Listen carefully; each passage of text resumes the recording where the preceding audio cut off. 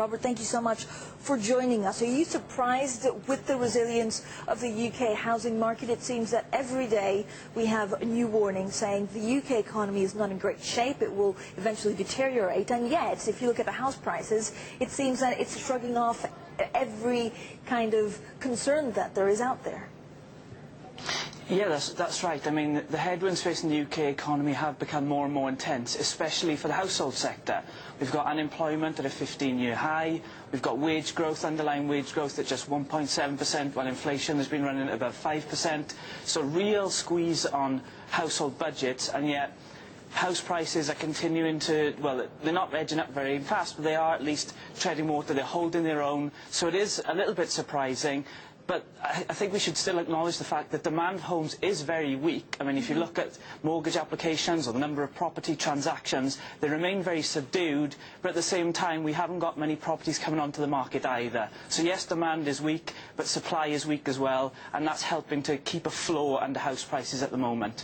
And so, Robert, for the trend going forward, for the next 6 months, do you actually expect it to see soft patches? Are we going to see some kind of slowdown, or at least prices slip back?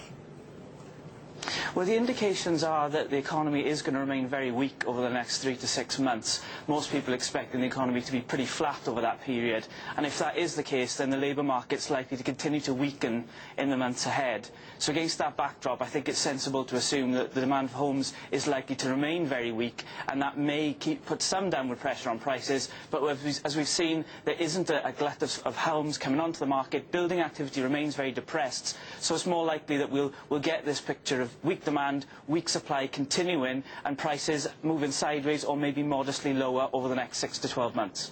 And, you know, nationwide, Robert, today you're actually reporting an increase of 0.4% for the month of November.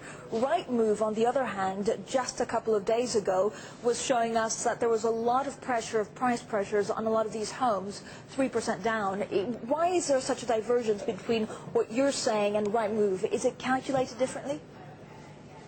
Yeah, the indices are constructed in very different ways, but if you look at all the different measures of house prices and you view them, say, in year-on-year terms, which takes out a lot of the volatility, the monthly volatility, they're all painting pretty much the same picture, which is a picture with house prices basically flat to sideways now for quite some time.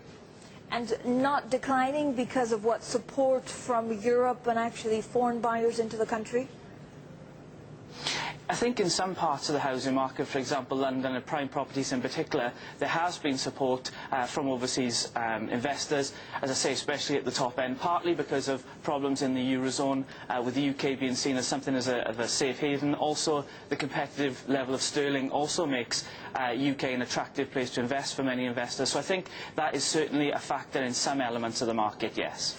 Now, the Chancellor, of course, coming out with his autumn statement today. Are you concerned that we're going to hear more discouraging news, and that will actually deter first-time buyers and also put a lot more pressure on mortgages, and therefore that will impact the house prices?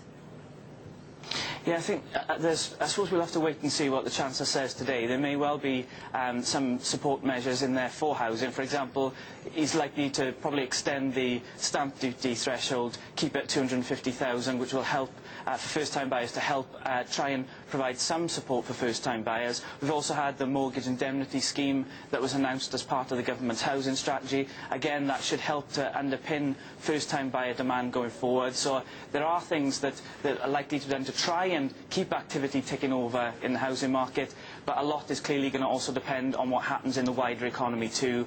And hopefully when the economy starts to pick up and the labour market picks up, that will be the thing that leads to a sustained improvement in housing market conditions.